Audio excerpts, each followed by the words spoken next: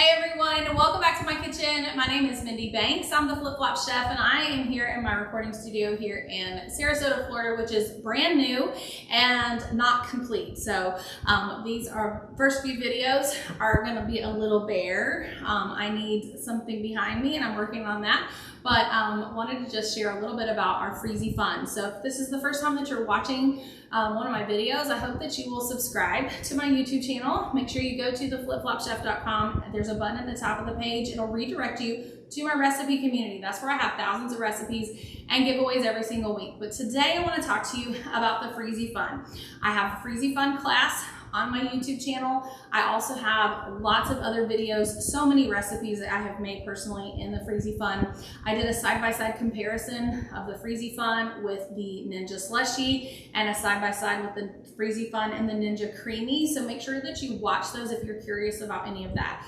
You'll notice I don't have any ingredients here today. I'm not using any ingredients with this. This is mostly just a troubleshooting chat because I like to make sure that I give my customers exactly what they need. And I've seen in a couple of Facebook groups, not my own, but in other Facebook groups, mostly customers who are not mine, who maybe have not seen the FreezyFun class, where my very, very first tip is to read the instructions that come with your FreezyFun machine. I've been a consultant with the Pampered Chef over 27 years, and I will tell you of all of the appliances that we have launched, this is the easiest one to use and to learn. So if you're having trouble with it, there's probably a really easy explanation in most cases. So far, I haven't found an issue that was not an easy explanation, and so I want to just kind of go through that with you today. I'm going to try to make this brief. Most of the error messages or error codes I'm not going to be able to duplicate because I would have to actually force the machine into an error code. I am going to show you what it looks like for one of those error codes because it is something that I've noticed that some people are having an issue with. But first, I want to show you guys how to disassemble this and how to reassemble it, okay? And I'm going to just give you a few tips. I'm not going to go into lots of details about cleaning and all of that because I covered that in my FreezyFun class. I don't want to duplicate a lot of information here. So easy to use. This piece right here comes right off. This is just a drip tray. It's very basic. It's got a little catch tray and then also the little strainer here. So if you have anything that's dripping down after you dispense something from there, the purpose of this is to catch it. So why would this drip? Anything that stays sitting right here in this dispenser, it's not refrigerated anymore. And so if it doesn't come out when you are dispensing, it will eventually melt and just drip down. And so there's a purpose and a reason for that. Now, to take this apart, you're gonna pull up on this handle here, and I'm actually gonna zoom in a little bit to give you guys just a closer look here. I'm gonna turn this to the side, and it's very easy to take this apart and put it back together. You're gonna just pull up on this handle. You see how this goes up and down. You have to pull it up. It unlocks the tank, the tray, and the auger that's inside. So you're gonna just, I always like to just, let me do that again. If you put your hand right here, there is like a little edge that you can hook your hand under. So you're gonna just pop that out, and then you're gonna put your hand underneath the drip tray, the condensation tray. So first thing, lock this, you're gonna grab that edge, pop this out, and it pulls the condensation tray with it. After you get far enough to fit your hand in the side, push the auger into that, oh my gosh, the words just left me, the container where everything is going to go. So you're gonna just take all of those pieces off at the same time, okay? And keep it level, especially if you're not near your sink. I'm actually far from my sink now that I have this recording studio. I'm far from my sink. I actually have some things that I'm working on to have water over here. It's basic, don't get too excited. I'm not gonna have a sink or anything over here. But you're gonna take all this out, keep it level, and just take it to your sink, okay? If you're not near your sink and you feel like you're not gonna be able to keep it level, you don't want anything to drip out of here, just put a towel under it before you start carrying it. Now, after you've taken this off, hopefully you have run a wash cycle, especially if you are making milkshakes or ice cream or any of those things. You wanna make sure that you run the wash setting, and that makes sure that there's no pieces of milk or ice cream or whatever it is that you made, you know, around the seal. I recommend getting a towel. And usually a damp towel is better. And what you're gonna do, and I do show you this in my FreezyFun class, you're gonna put the towel under here and just use one hand, and you can reach under there. If your hand doesn't fit, the bottle brush from Pampered Chef is a great product to get under there if you have anything stuck on this seal. And then you're just going to kind of do like this. So kind of pull that towel up and down. You can also just wipe completely around like this, okay? Obviously this machine is clean, this towel is dry, and I'm not actually cleaning this. So I'm just giving you some tips. Now, once you get this to the sink, you're gonna pull this piece off and you can wash that off. These pieces are all dishwasher safe right here. I've never washed this in the dishwasher. We used this so much when I first got it that I never had time for it to go in the dishwasher. And we still use it a few times a week. My kids would like to use it every single day, but we don't need to be drinking slushes every single day. There's an auger on here, and then this is your tank. This little piece right here is where you just pop it open to pour in your mixture that you're going to be slushing or freezing, depending on if you're making ice cream or if you're making a milkshake or a slushie or a frappe, and then you close that. Well, to put this back together, you kind of have to do the same thing, but the auger goes on independently. So you're going to turn this on. One of the things that I have seen is some people, they're not getting it all the way on. So if it's just sitting there, it's not going to go. You may have to turn it until you feel that connection, and then you can push it all the way in. So it's very important that that goes all the way on. The next thing, to put the tank back on, you need to also have your condensation tray. So there are arrows on here. It says remove to clean. Okay, so we already did that, and it tells you which way to push in those directions. So you've got these two pieces together. You should be able to hold these together like this, and then you're going to just slide this in. I'm actually going to show you, let's see, I'm going to try to force this into the first error that I'm going to talk to you guys about, and that is the E1 error code. All right, do you guys see this? Let me zoom in. So the E1 error code on here, if you look on page 13 of the guide, this is the use and care guide. I'm actually going to press the X because I don't want to keep it in an error. But if you look in the use and care guide, that's not the fancy one, okay? So you have a start guide, which has recipes. This one's real pretty. This one's not as pretty, but this is the important stuff right here in this one here. So the reason that this said E1, and if you look on page 13 in troubleshooting, the E1 error code tells you that this tank is not installed properly. So what that means this, you see how this is not flush, it didn't go all the way down. And if you look at this, let's see if I can turn it to the side. I don't know if you can see, there's a little edge here. You probably can't see that on this video. So just pull this up and look, push this in. This needs to be flush, and then you can lock this down, and as soon as you lock it, you can press the button again, and that E1 error code went away. So that is E1, and that is an error code that you want to keep. Sorry about that. I didn't mean to like go all over the screen there. This is when you would pour in whatever it is that you want to freeze at this point. You would just open this little compartment, pour in what you want to freeze, close it back, wait for it to finish. A lot of people don't realize that the auger needs to be moving before you pour your ingredients in, okay? So the other error codes, I'm really not able to duplicate, but I'm going to talk to you about them because I think it's really important that you know. So if you get an E2 error code, if there's a temperature sensing issue or there's a short circuit fault, okay? Tells you to contact Pampered Chef in that situation. This has a 2-year warranty, so if something happens to it while it's under warranty, Pampered Chef is really great with their warranties and returns. If you get an E3 error code, the appliance is overheated. I was so paranoid when I made my FreezyFun class that I was going to overheat this machine because I literally ran every single cycle back to back to back to back to record that video.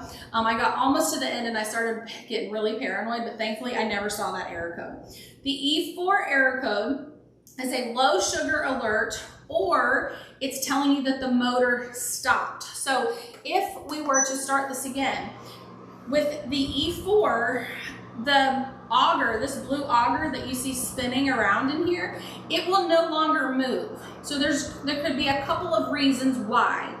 If something inside there got too thick, then it's going to make the auger, it's going to be too hard for it to turn. If you have low sugar, it's going to freeze. Some people have even asked, can I just freeze water in here? You can't, because water will not slush all on its own. You're basically making ice if you just put water in here. And so this is a smart machine, and if that auger stops moving, then it's because there's a block of ice in there. So it's the same thing with low sugar. If you don't have enough sugar, it's gonna freeze like ice. And this is a slushy machine, not an ice machine, okay? That silver barrel on the inside is where the refrigerant is. I'm looking at this and it's actually getting cold because I have this running, I don't even know what setting. We have it on the soft serve setting. So it's actually getting cold, even though there's not anything in there. There's like frost developing on this barrel. So on the side, a lot of people don't realize this. So I'm going to turn this. On the side of your machine, you're going to see, and this is about as far as I can zoom in, you're going to see low sugar alert. It will tell you what to do to fix it. Don't peel the sticker off, okay? Because the likelihood of you losing this is way more possible. This is always available online, but low sugar alert, how to fix it. And it's going to tell you add 1 to 2 tablespoons of sugar or juice per serving. Restart the machine after the countdown ends. So I do have one video on my channel where I had an E4 error when I was making low sugar soft serve as a test recipe. I wasn't expecting the E4 error code, but it worked out really good because I was able to see how that worked and how to fix it. And so I followed these steps, I fixed it. The countdown displayed just like it would on a clock or anything else, and as soon as that countdown went off, it's basically telling you, give this machine a chance to start defrosting what you have frozen, and then you can add those additional ingredients and restart the machine to fix it. There's also a high alcohol, high sugar alert. So you can have too much sugar, and you can certainly have too much alcohol. So this just tells you that the device emits 2 beeps every 10 seconds and shows the error code E5. How to fix it? Dilute with 1/4 of a cup of water per serving and restart the machine. And so this is we moved on to the E5 error code. And so it tells you how to fix them right on there. So the 2 most common error codes, low sugar or high alcohol, high sugar, it tells you how to fix it. And I love that Pampered Chef was so thoughtful and put that on the side. It tells you also in here the same thing for E4, E5. The E6 error code is that there's a control printed circuit board or power board problem, meaning there's something in here that's not working, and you're going to call Pampered Chef in that case. And our United States number is 1-888-HOUR-CHEF is the phone number. Now, a couple of other things. These don't have error codes, but if the slushy will not dispense when you pull on the dispensing spout, something is blocking the nozzle. Either especially if you had a low sugar alert before and then it kind of was frozen and it couldn't come out, you're gonna have to wait for it to defrost at that entrance to the nozzle before it's going to work. This tells you that the room temperature is too cool, or I'm sorry, I read the wrong one. This is just telling you to press the cancel button and let the mix soften for 5 minutes and then try dispensing it again. The reason you want to stop the machine is because it stops the refrigeration portion of the mechanism of how this works. So sometimes when I finish making soft serve, if I'm trying to empty out this container, I just put it on the wash setting. So it will stop freezing. It will actually start defrosting, but because the auger is moving, I can continue to dispense it. So that's just a little bonus tip there. So that's for if the slushy will not dispense. If the auger is stopped completely, it's saying the room temperature is too cold, which is freezing the auger. So that's not the same as the low sugar alert where it stopped the auger. That is just telling you that your room could be too cold. And Thankfully, that's not the case in my house because I do keep my air low, especially when I'm recording videos. But you also have the issue of it could be too hot, and that's why this machine was designed to use indoors and not outdoors. So that's real easy to fix. Press cancel, wait 10 to 15 minutes or longer before restarting your machine. Select the preset and adjust the setting to a lower thickness and then let it run again. So like I said, it has a 2-year guarantee. This use and care guide, and if you don't know this about all Pampered Chef products that are available for purchase, you can go to my website, you can look up that product. There's a little button when you slide down, scroll down on the page to use and care. That tells you how to use it and how to care for it.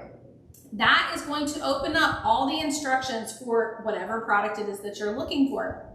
And it makes it very easy for you if you lose this, okay? I have a drawer that I just keep all of these in so that anytime I have an issue, I can just go and get them. I just keep these for the appliances, but for most of the products, if I need help, I just go to the website.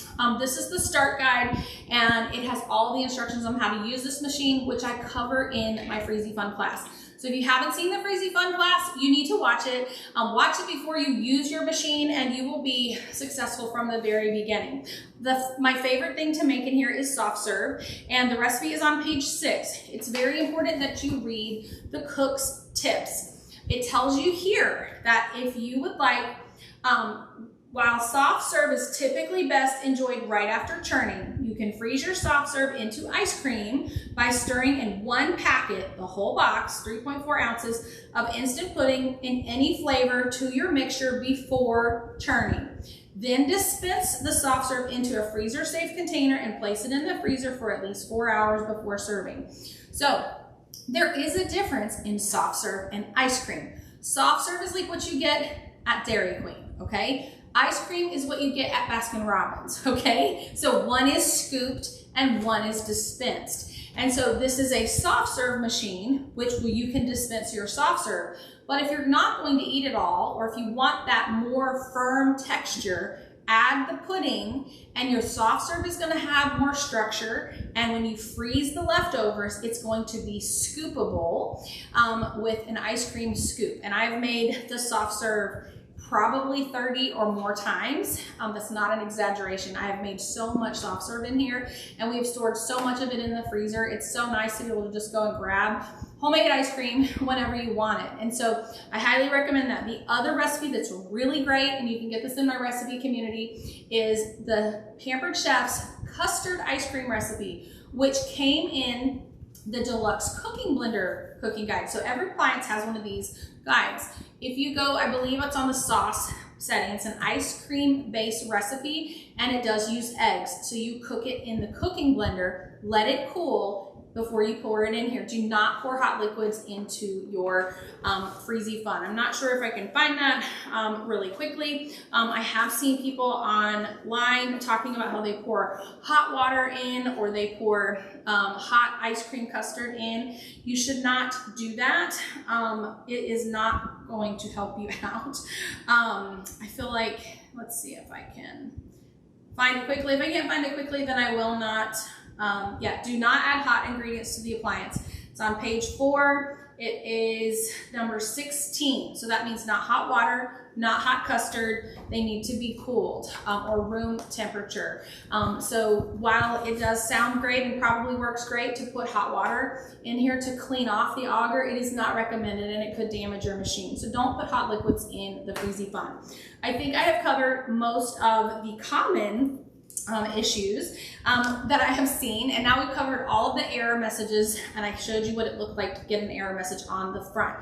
So if you have any questions about the FreezyFun, if you would like to purchase a FreezyFun, or if you'd like to host a party to get one at a discount or for free, please reach out to me. I would love the opportunity to be your consultant. I'll take great care of you. Don't forget to subscribe to my YouTube channel. Go to theflipflopchef.com, click the button at the top of the page. It'll take you to my recipe community, and that's where you'll find thousands of recipes. You can use the magnifying glass in that group for FreezyFun. It'll take you right there, right where you need to be. And I also have my giveaways in that recipe group. I have a new tab on my website for customer service that'll help you with returns and other things. So if you have any questions that are not covered on my website, feel free to reach out to me. You can message me on any of those platforms, and you can leave comments on my videos. But I appreciate you guys watching. Hope you guys have a great day, and I'll see you next time. Bye, everyone.